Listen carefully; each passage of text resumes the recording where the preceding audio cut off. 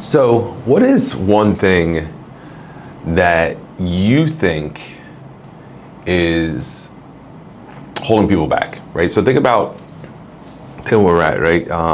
Guess most people watch this in America, but I'm sure there's people watching this from all different countries, and doesn't matter what country they're in, right? Obviously, like everyone in that country has successful people, and there's levels of success, right? But they have people from like ultra wealthy to people that just don't have to worry about money as much as other people. And it's everywhere. Everywhere you go, every city, every country, everywhere you go, you have this. And what's the difference between the person that's successful and the person that's not, right? So there's obviously a lot of answers to that question. So let's eliminate the people that were born into it, right? Obviously, that's something we can't control, right? You're either gonna if you're born in a wealthy family, you're born in a wealthy family, right? You won the lottery, or maybe you didn't, right? Maybe you didn't, because maybe now you don't have the chance to build the skills and stuff yourself, or you do, obviously. But for me, I'm glad that I was born into the family I was, and I was able to learn the things that I were able to learn, and all that stuff that came along with that journey. But let's get back to what we're talking about. So what's the difference between somebody who's self-made? Let's do that. Like self-made successful versus the person who's not successful, right? And there's a lot of things in there. You go work ethic, you go habits, right? Little luck. I like to believe you make your own luck, right? I don't think people are too lucky.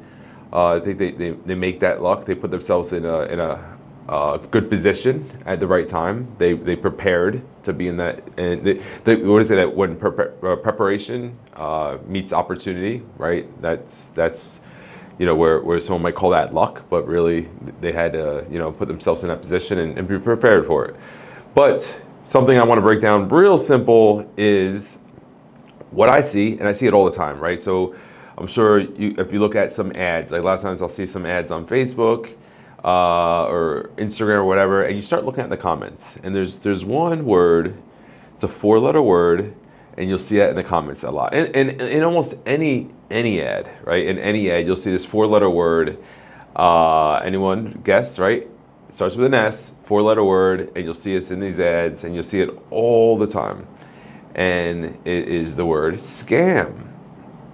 And it's funny because I look at this, right? Because I run a ton of Facebook ads, and other platforms as well, but majority Facebook, and you see this scam thing, and I'm like, man, look at this, and then I start thinking, I like to understand why people do things, or like what happened that caused this person to do this thing. Like I always try to figure out like what is it that happened that caused this person. And I think about like what kind of person is sitting there, on their phone, and they're scrolling, and they see an ad, and they're like, oh my God, look at this ad.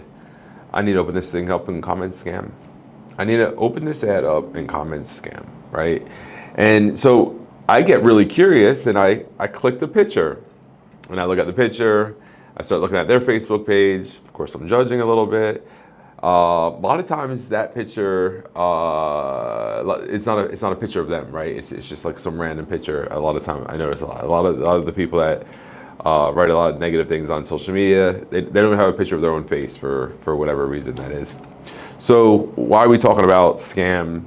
Why are we talking about wealthy people? Why are we talking about self-made people? And what's the topic? What am I trying to get at?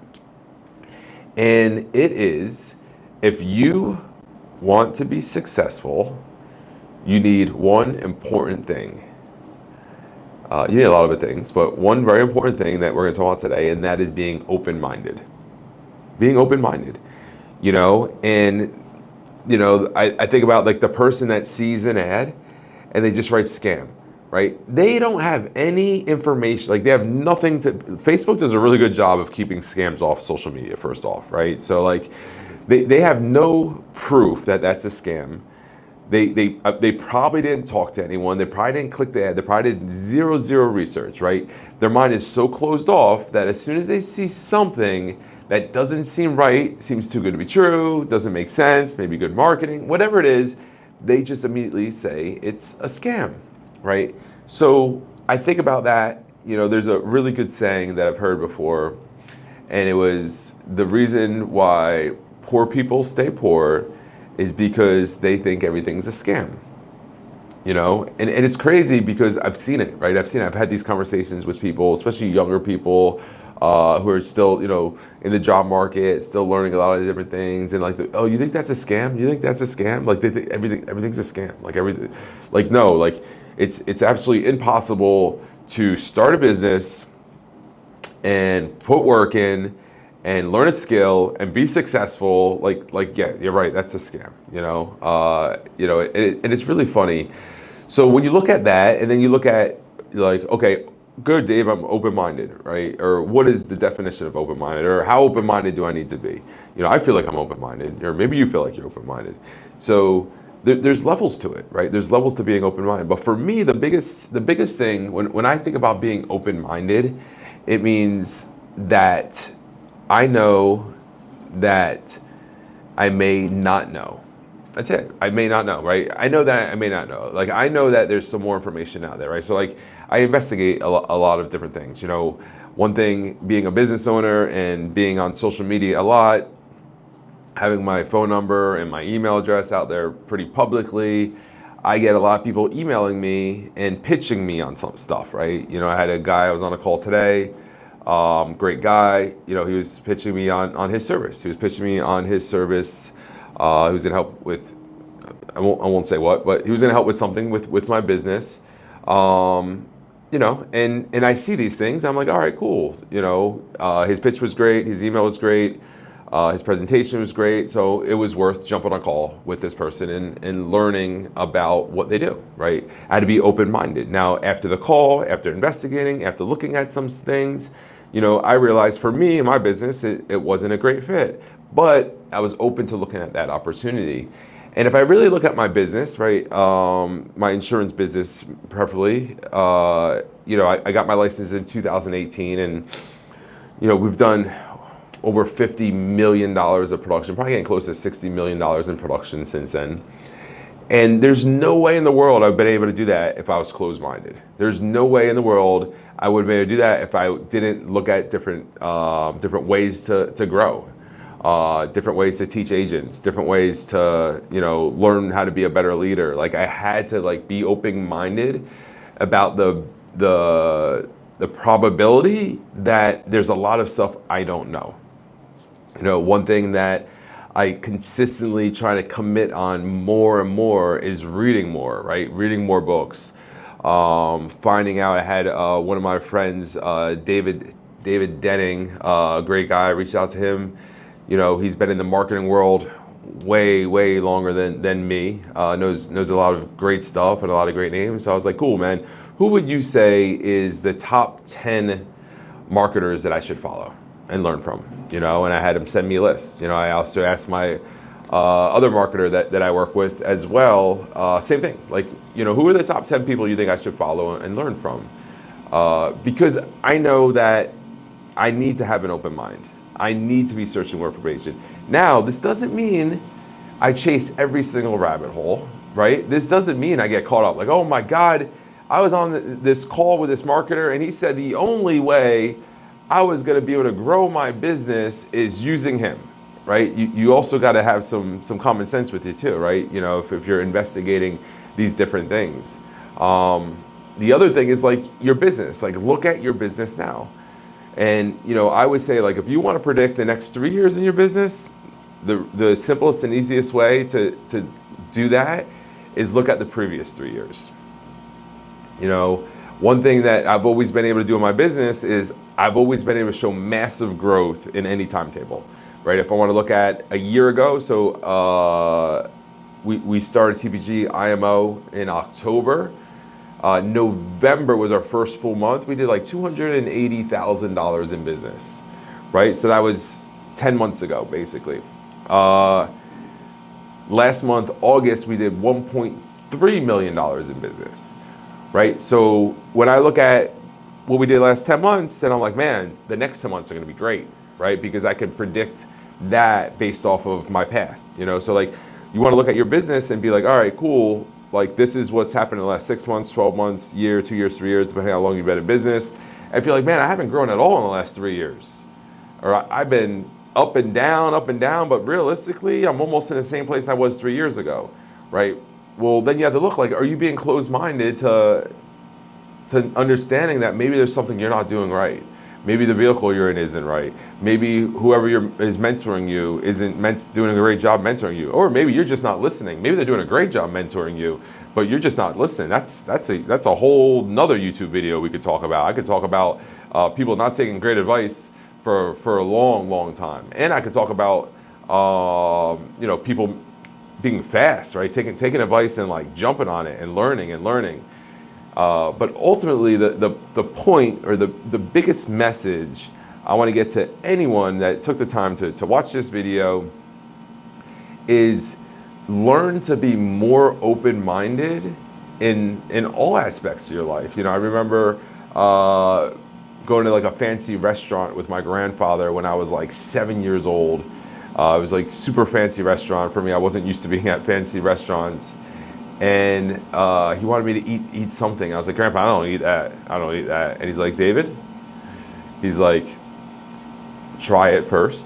And then if you don't like it, you don't like it.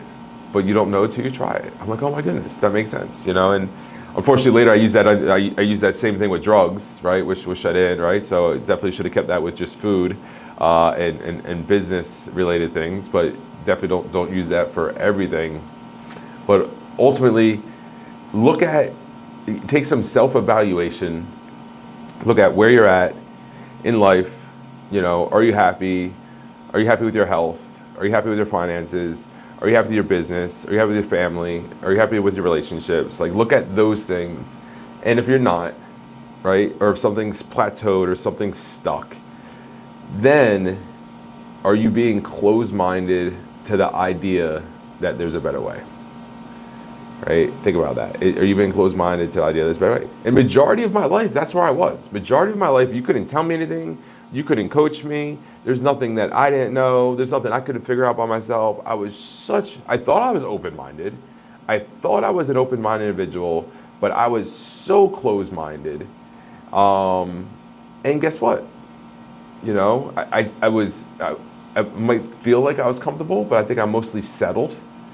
But ultimately, I wasn't living the life that I wanted to. I wasn't living a life of abundance. And if you want to live a life of abundance, you need to learn to be open-minded, right? You need to learn to look at other opportunities. You need to learn to invest in some things you don't want to invest in, right? You need some coaching. You need some kind of knowledge. Like, you need these things, right? Like, that is what growth is. When you're not doing these things, like you're not growing, and if you're not growing, you're shrinking.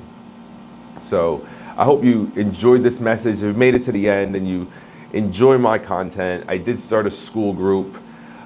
It's Skool/insurance, or you can search us and find us. We are insurance agents. It's $9 a month. I know for sure I could teach you how to make an extra $9 a month, but in case you're not sure, you can get a 7-day free trial. And that 7-day free trial will give you a chance to test some stuff out, see if you like it. We're just getting started. I built a mindset course because what I want to do is I want to build all the pillars to go from not knowing what the heck you're doing in life, period. It doesn't matter where you're at, insurance, not insurance, sold insurance, don't insurance, interest insurance, wherever, to being able to build, first mindset. Mindset's the first one, right? So I do a mindset course. That's the first course because that's the most important thing. To me, if your mindset's not right, you're not ready for anything else. So first course I did is Mindset. It's got 8 modules in it. And then from there, we'll learn about selling. We'll learn every single pillar that you need to know to build a business, an actual business that has a real value that one day you could exit out of, and that's my goal. I want to bring you from step 1 all the way up into building a business that you can exit out of, and who knows, maybe I'll buy it from you at that point or partner with you if you want. So the link for that group will be in the description. Like I said, it's $9 a month right now. As I add more and more value to it, I will definitely increase the price, but you will be locked in at whatever price that you join. So that's Skool, skool.com/insurance. Hope you have a great day. And if you like this, please hit that thumbs up. Throw some comments in there. Let me know what videos you want to touch on. And give us a subscribe, and click that bell. Awesome. Hope you have a great day. And remember, keep an open mind, never settle.